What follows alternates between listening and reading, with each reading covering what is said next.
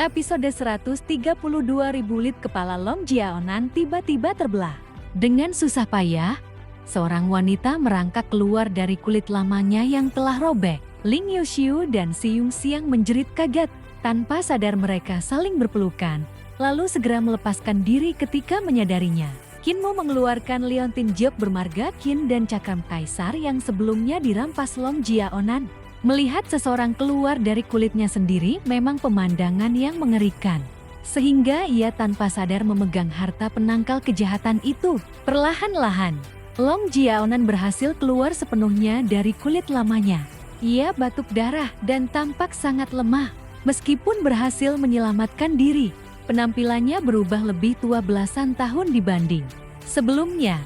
Si Yongxiang segera menutupi tubuhnya dengan pakaian dan diam-diam memeriksa kondisinya.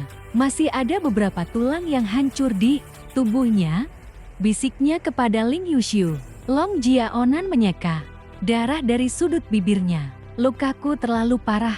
Berganti kulit hanya mampu menyembuhkan sebagian luka. Jika ingin pulih sepenuhnya, aku harus melakukannya beberapa kali lagi. Namun setiap kali berganti kulit, umurku berkurang dan penampilanku akan semakin tua. Ling Yuxiu memandang bangkai ular merah yang terbelah dua. Apakah ular itu juga bisa pulih seperti dirimu? Wajah Long Jiaonan langsung muram. Tidak, Xiao Hong sudah mati. Kepalanya hancur dan tubuhnya terbelah. Tidak ada cara untuk menyelamatkannya lagi. Ling Yuxiu dan Si Yongxiang menghela napas lega. Qin Mu lalu bertanya dengan tenang, "Sekarang, bisakah kau memberitahuku di mana ayahmu berada? Mengapa dia ingin menemuiku?" Long Jiaonan tetap diam. Qin Mu tersenyum tipis. Dengan ki vitalnya, ia memotong sepotong daging ular dan memanggangnya di atas api unggun. Aroma daging panggang segera menyebar. Tatapan Long Jiaonan tertuju pada daging ular itu dan matanya bergetar. "Aku memiliki banyak cara untuk membuat seseorang berbicara," kata Qin Mu.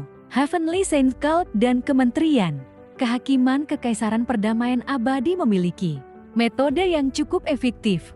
Jadi, apakah kau akan berbicara dengan sukarela atau memaksaku menggunakan cara lain? Long Jiaonan mendengus dingin. "Kalian memperlakukanku seperti penjahat.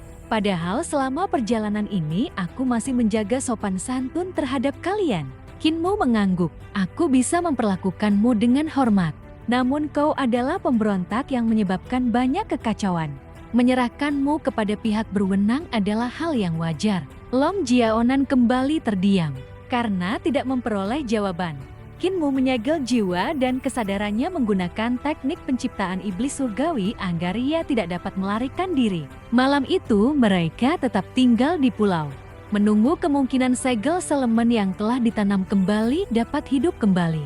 Si Yongxiang memandang Long Jiaonan dan berkata pelan, "Cult Master terlalu baik hati kepada wanita cantik ini." Qin Mu tampak bingung. "Cantik? Di mana cantiknya?" Si Yongxiang tercengang. Menurut kebanyakan orang, Long Jiaonan jelas seorang wanita cantik.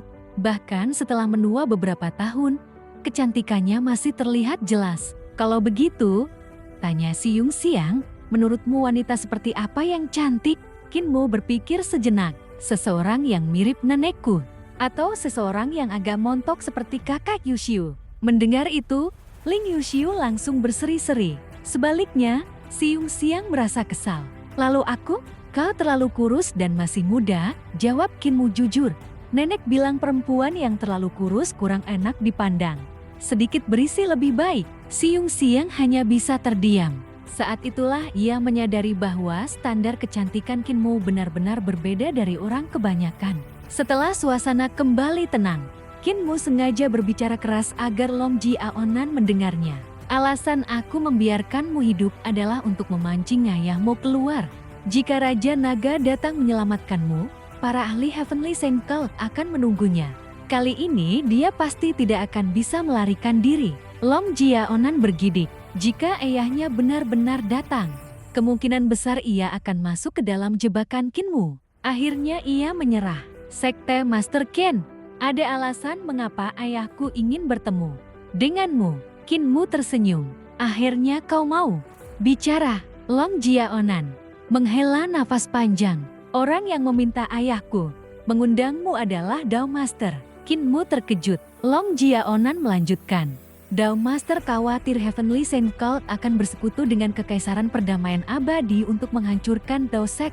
Karena itu, dia ingin bertemu denganmu secara pribadi dan membicarakan perdamaian. Ia menjelaskan bahwa Dao Master sudah tua dan tidak memiliki banyak waktu tersisa. Selama ia masih hidup, Dao Sect masih terlindungi. Namun jika ia meninggal tanpa mencapai kesepakatan, masa depan Dao Sect menjadi tidak pasti. Kinmu terdiam sambil memikirkan informasi itu. Jelas bahwa Dao Master tidak ingin bermusuhan dengan Heavenly Saint Cult, terutama setelah Kinmu menunjukkan kekuatan luar biasa di kota Kekaisaran. Malam berlalu dengan tenang. Keesokan paginya, Ling Yuxiu dan Siung Xiang terbangun dan melihat Kinmu sudah berlatih sejak fajar. Ia berjalan tanpa henti mengelilingi pulau, kadang di pantai, kadang di atas laut. Bahkan sesekali melompat ke atas awan. Siung Xiang diam-diam menghela napas. Kemampuan Kinmu memang luar biasa. Tetapi yang lebih menakutkan adalah kerja kerasnya. Sebenarnya, Kinmu bukanlah seorang jenius sejak lahir. Ia bahkan tidak memiliki tubuh roh dan hanyalah orang biasa. Semua pencapaiannya diperoleh melalui kerja keras yang tak kenal lelah serta keyakinan bahwa dirinya tidak boleh kalah dari siapapun. Karena itulah, kultivasinya berkembang begitu cepat. Melihat ketekunannya, Ling Yuxiu dan Siung Xiang pun mulai berlatih dengan lebih serius. Sementara itu, Long Jiaonan berusaha memulihkan diri, namun luka-lukanya terlalu berat.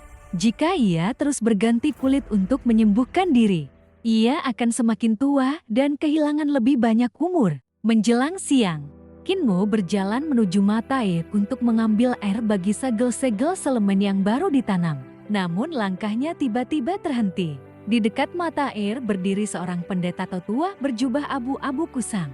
Dengan sabar ia menyiram tanaman segel selemen satu persatu, menggunakan daun sebagai wadah air. Di sampingnya berdiri seorang pemuda yang ikut membantu pendeta.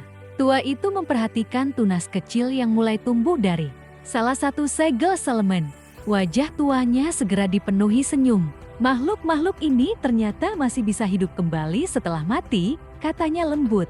Bukankah kehidupan memang luar biasa?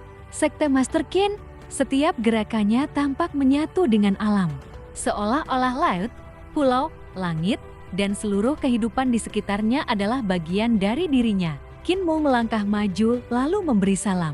Apa yang dikatakan senior memang benar. Namun aku bertanya-tanya, apakah mereka akan tetap menjadi diri mereka yang dulu setelah hidup kembali?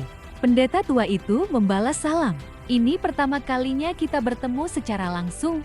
Dao tua ini memberi hormat kepada sekte Master Qin. Kemudian ia menoleh kepada pemuda di sampingnya.